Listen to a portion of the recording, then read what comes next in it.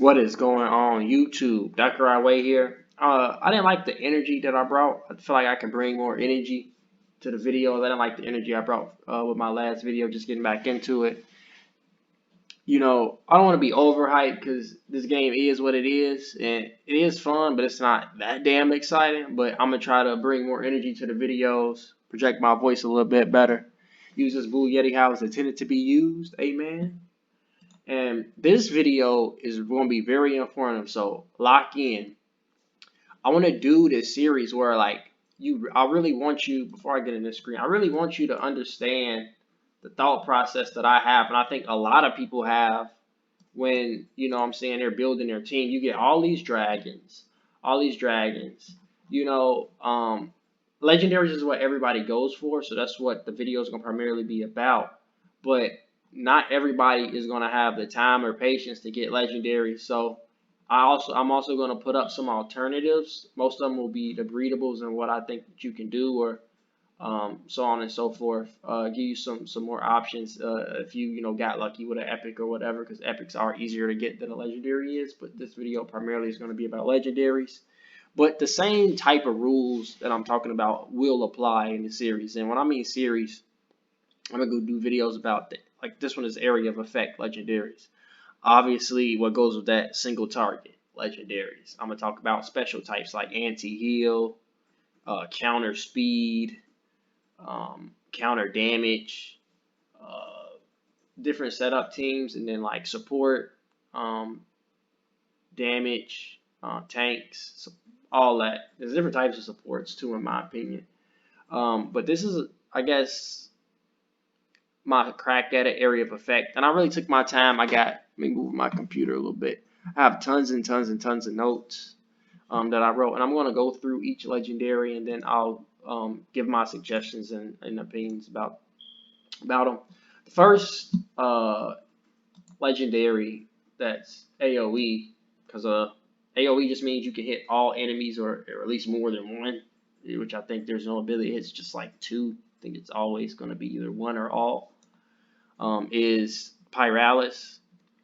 Now, I even broke down as far as like the percentages. So the notes that I have in here is that Pyralus out of all, and I'm only comparing area of effect legendaries right now because that's kind of like the tier. Usually you have 1 to 3 area of effect legendaries on your team. So this is just to give you an idea. Okay, out of the area of effect legendaries that I want to fit on my team that's legendary, who should I choose? Well, I'm gonna explain that to you. So just keep that in mind. This is really only talking about area effect legendary. I'm not really comparing, this to, let's say a Hades who's single target but also fire. It's not like that. All right, so let's get right into it. Pyralus has really good balanced stats, and that's one thing that you would like to note. And I did write down the speed stat, which is 119, which is kind of a little bit, it's in the middle of the speed as far as legendaries are concerned. 119, I'm gonna say 119% speed, even though it's just 119 flat, but it kind of works like a percentage. 119% speed is a little bit on the lower side, but it's not terrible. As Nyx has 118 or Phantom has 115.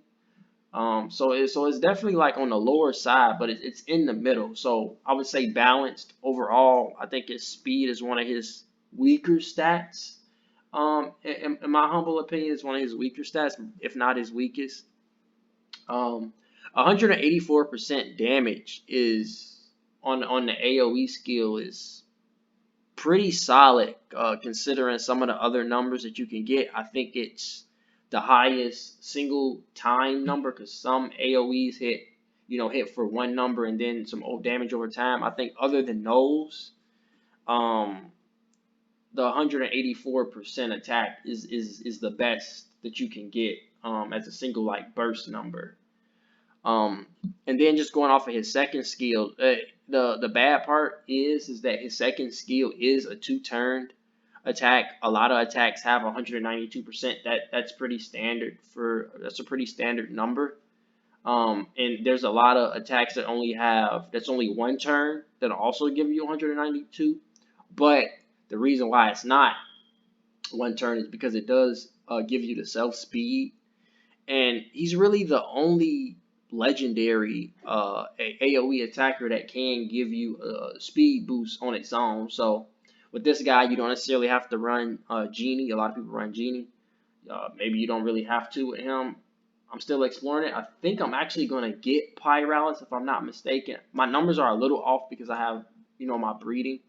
But if I'm not mistaken, this should give me Pyralus. I'm not sure. Let me double check before I look like a fucking fool.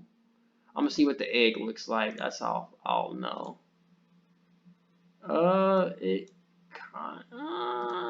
It kind of looks like the egg. Yeah, because it's electric, which gives me light, and then fire. Yeah, no, I'm not tweaking. Yeah, that's definitely, yeah, I'm getting them because it was like 14 hours, and I believe Pyralus is 14 hours or something close to it. It was like a little bit less than 14 because I have this thing here. That's not the video. I'm getting them. I'm going to use them, hopefully. First one. What else I say? Like disadvantages, he doesn't really have any other than the 2-turn thing, like again. But I mean, that's not a disadvantage because he has a self speed. It's like you're not gonna have everything. You're not gonna have your cake and eat it too. So boom. He's a good starting point. He's a very balanced character. Out of all of the characters, he's very, very balanced. And then let's move on to the next guy. Now, Rini, as you can see, he's not as you can tell. You can look at the chart and tell and look at the balance, It looks like, almost like, 1, 2, 3, 4, 5, pentagon. Almost look like a pentagon. But this thing right here, it doesn't look like a pentagon.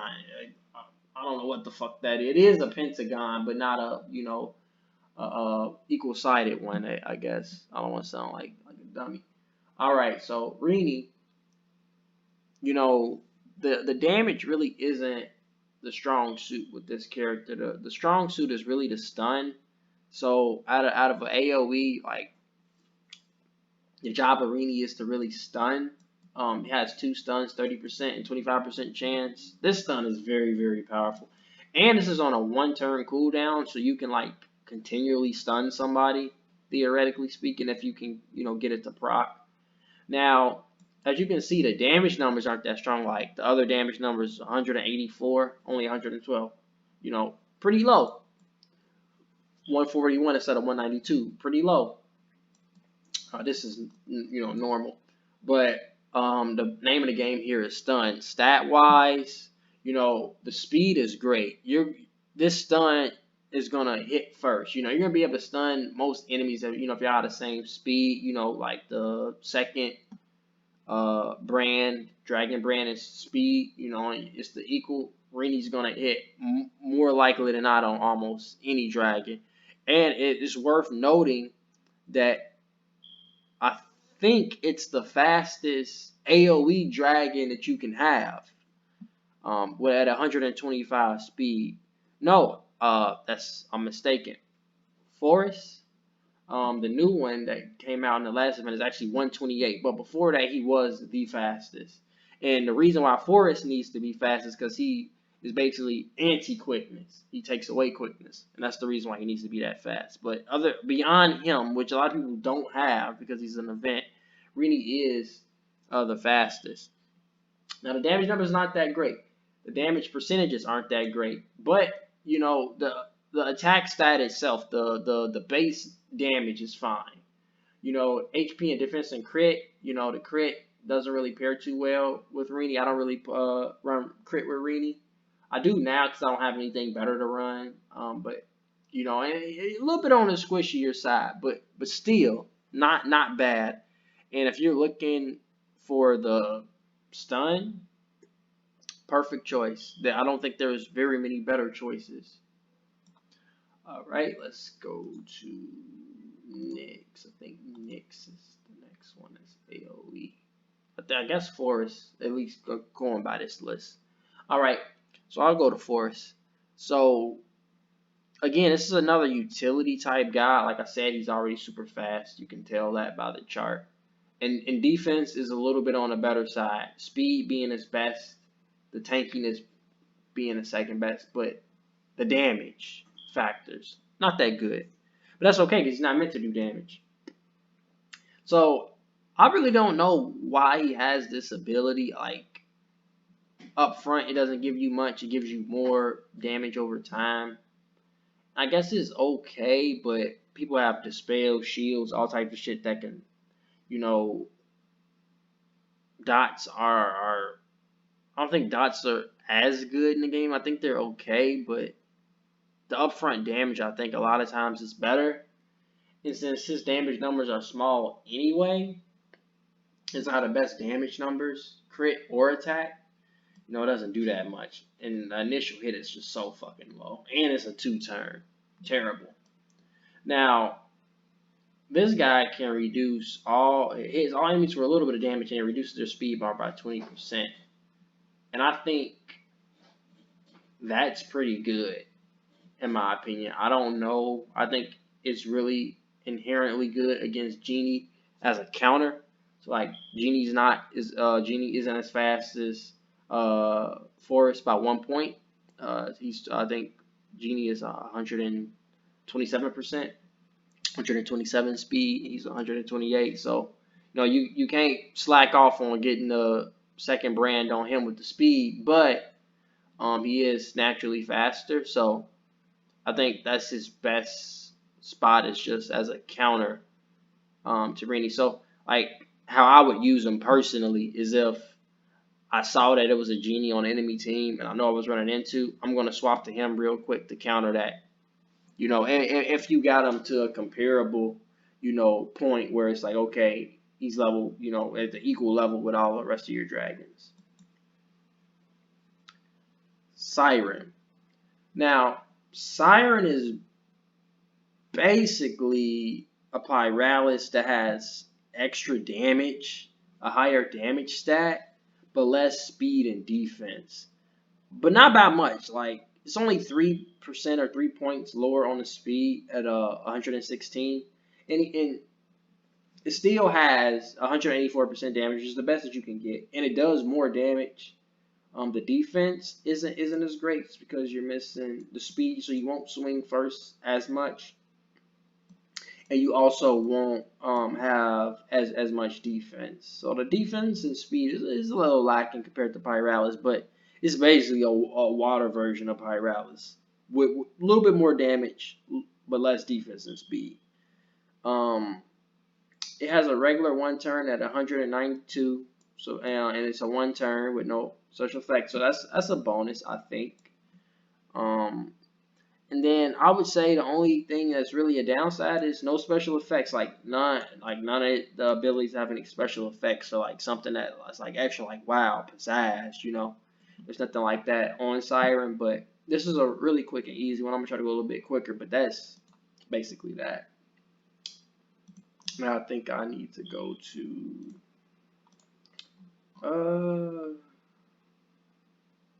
let's just do darks because I think those were all lights. Yeah.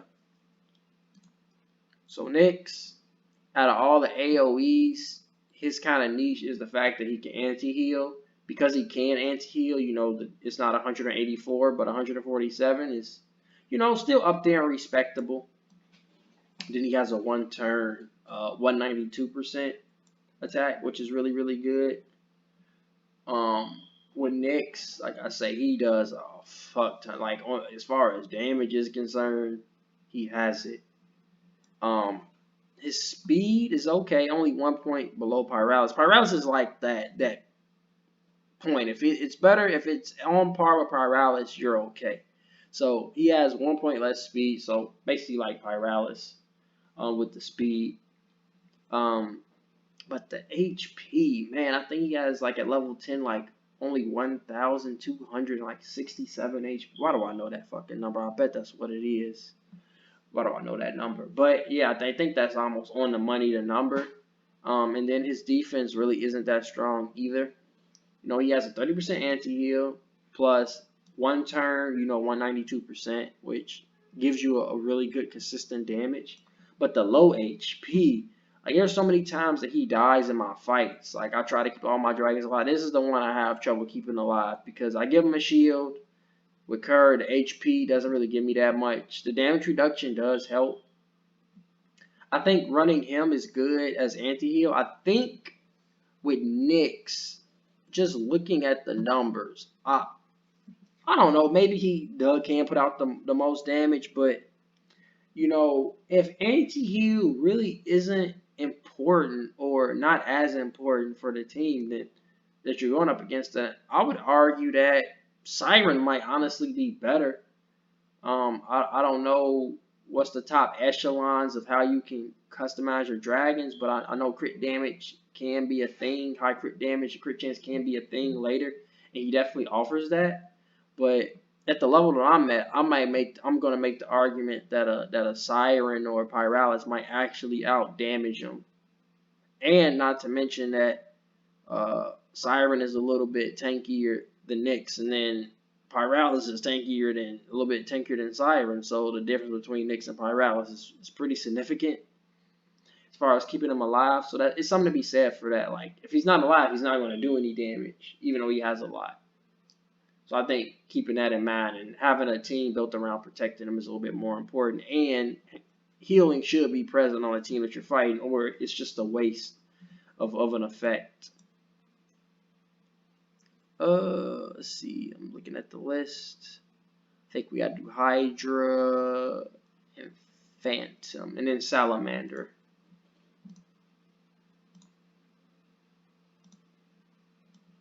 Yeah. So Hydra you get for completing the campaign, getting pretty far in the campaign. I'm pretty sure I haven't gotten there. I don't even have the exact numbers. I'm looking. I don't really have the exact numbers. But he's like the dot guy, the damage over time. He has it on the AoE skill and this Toxic Blast, which I don't know. I think Toxic Blast is one of the best damage over time skills. You get a lot of damage up front, in my opinion. And then you get a good fair amount. Because it's on a one turn, you can like keep this shit applied pretty hard. So you can really burst down over time, that one person, especially a tank. You will do the most amount of damage with an ability if you get the full effect, but this can be dispelled. People can heal through it and stuff like that. So, it's something you said if, 184% attack will kill it versus them only doing 120 and healing the next turn, then that's kind of annoying. But it's not bad, though. It really is good. If you can get the effects off. I don't see too many people running this character, probably for the same reasons that I'm explaining. Now, as far as the stats are concerned, like, his stats really are interesting because he has the attack but not the crit, but then he has the HP but not as much defense. So it's like he's trying to be a little tanky with some attack, but then like he doesn't crit. So like I would really run things like I think Freyar would be really good for him. Hoarder, the one that reduces armor, is kind of good. And then he's a little tanky, so I think he's okay. The stats are a little bit wonky, a little bit over the place. They're not really matching up in a way that you would expect, but I think he's okay. And I can't speak too hard on him because I haven't seen him used. I haven't really played against him. A lot of people that I'm looking at, I haven't seen them customized. So for lack of, and I don't even have all the information on him. So for lack of information, I'm not going to make too much of a judgment. But I think he's trying to play this half tank, half damage kind of bruiser type role. Now Phantom, his stats are similar to his, but they kind of make a little bit more sense. So you can tell he's more attack and crit based, but he's not like heavy attack and crit as some other gods. Fucking smite. Some other dragons. Let me read my notes. I'm going off script a little bit. Phantom, okay, lifesteal. Yeah, he has 115 speed, so he's actually the slowest. He's the slowest AoE attacker, but his absorption, and his HP and defense are actually pretty good. B is weird category because there's like a B minus, B, and then B plus. So he's more like a B plus, close to A type. And then given that he can absorb so much, lifesteal, he lifesteal so much. He's tankier than you would think. He's especially if he has like a type advantage, like silver or melt your team. I'm not silver, but metal. Melt your team. If metal will melt your team, then he can actually get quite a bit of health back pretty fast. So he does have a 2-turn, so the damage isn't as consistent on him as opposed to some others.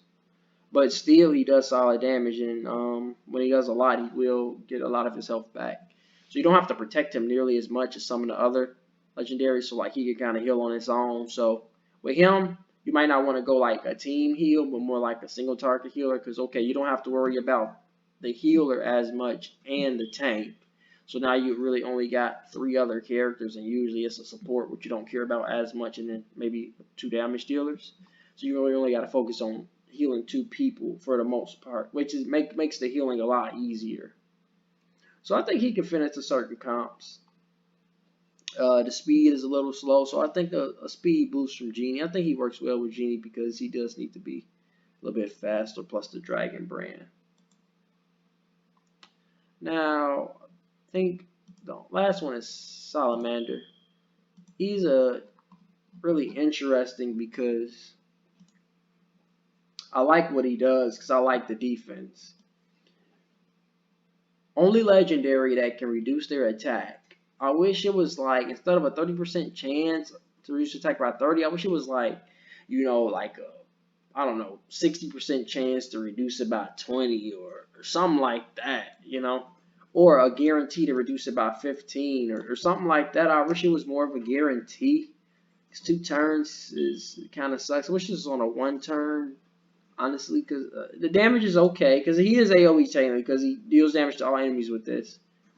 So, you want effective hit on him, so skiff. Defense is good, and then he can heal with the HP. So I will put a lot of HP, a lot of defense. I'll put very little attack or crit on him at all.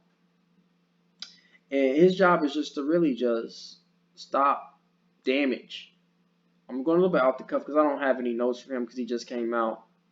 But I think he could be obviously skiff because you won't, apply this stuff. He does have healing for all allies. So, when he restores HP by 25%, I'm pretty sure it's going to be not based upon his HP number, but it's going to be based upon the HP numbers of the dragons that is healing. I'm pretty sure that's how it works. So, a Kerr is going to get more health back than a Nyx, for example. And his stats are a little weird. People have been talking about his stats are shit.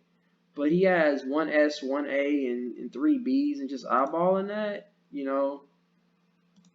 he has 1 more B than Siren, which I think are one of the better ones. This one has 2 Bs, an A, and an S. So hold on, maybe he is trash because I'm seeing most people have at least 2 A's and 2 Bs, 2 S's, and a C. Okay, that actually pans out. Yeah, so maybe they're right, but maybe they did that for a reason, because I think he's the only guy that can reduce the attack, and I don't know, even though his stats doesn't seem that good on paper, just eyeballing it right there. Let's go to the arena, because I'm gonna show you something why I think he's not as bad as some people are making him out to be.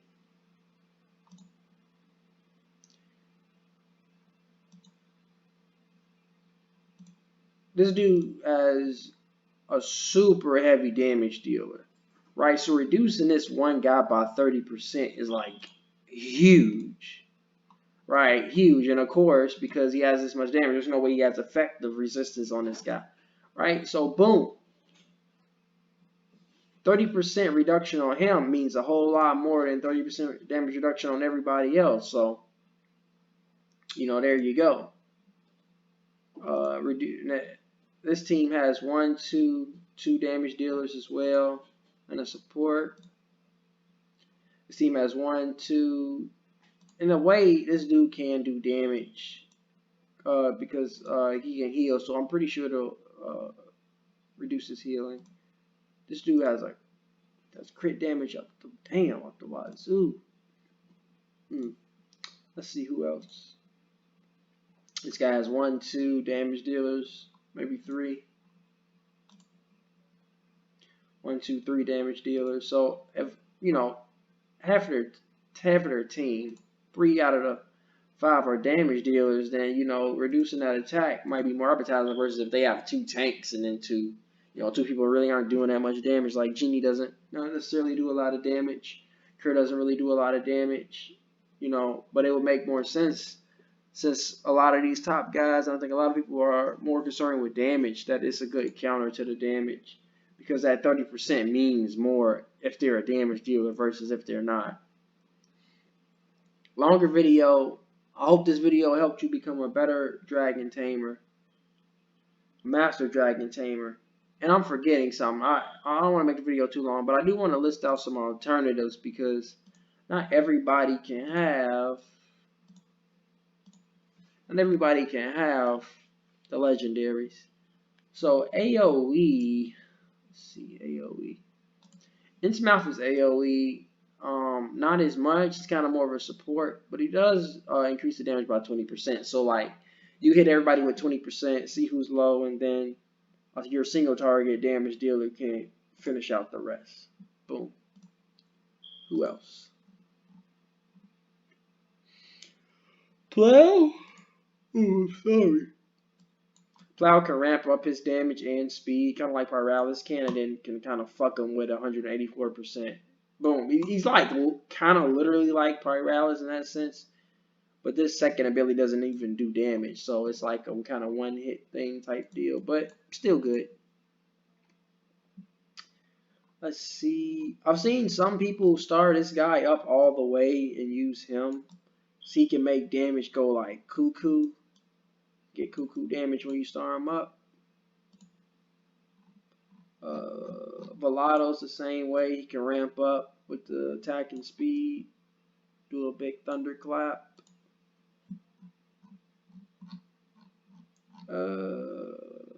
Sapphire is literally like a great value Rini, because he can stun here. Can do shields, which is a little bit different. He can freeze, so kind of basically a stun. Gearing, I think, also 84%, and then he can reduce his damage taken by quite a bit. He's kind of like a tank. He's like one of those ones you don't have to protect this much. And Burns is kind of like a great value, so to speak. Salamander that doesn't have healing. Instead of healing, he taunts. Boom. Super fast, so you can always get this off first. I think those are the ones that come to mind. Yeah, those are the ones that come to mind.